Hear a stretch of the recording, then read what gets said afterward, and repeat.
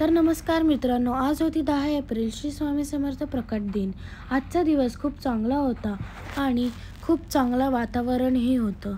तर आज सकाळी मम्मीने पूजा केली, आरती केली आणि मग दुपारी दीदी बसलेली होती, तर तिने स्वामी समर्थांचं चित्र काढायला घेतलं आणि ते चित्र खूप चांगलं होतं।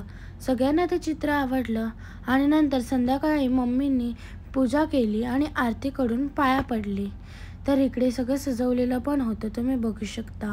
आणि नंतर मी घरी आल्यावर दीदी आणि मी श्री स्वामी समर्थांचं मठात गेलो, कारण की पाया पडायला। मग आम्ही रिक्षात बसलो आणि निघालो। मग स्टेशनवरून आम्ही ईस्टला जात होतो, कारण आम्ही चालून जाणार होतो।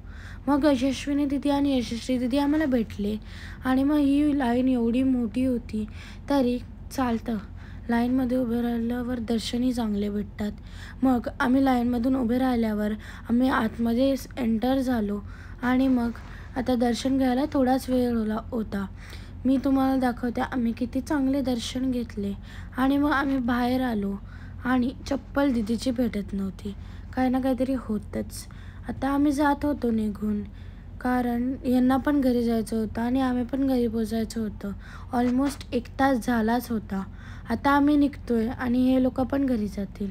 मी तुम्हाला दाखवते की आमच्या बिल्डिंगमध्ये एका जणांची पूजा होती, त्यांनी पण सगळं मांडलेलं तुम्ही बघू शकता। किती सुंदर आणि चांगलं वाटतंय ते। इकडे मी आणि दीदी पाया पडत होतो। जर व्हिडिओ आवडला असेल तर लाईक, शेअर आणि कमेंट करायला विसरू नका। Thanks for watching. व्हिडिओ असेच बघत राहा। बाय।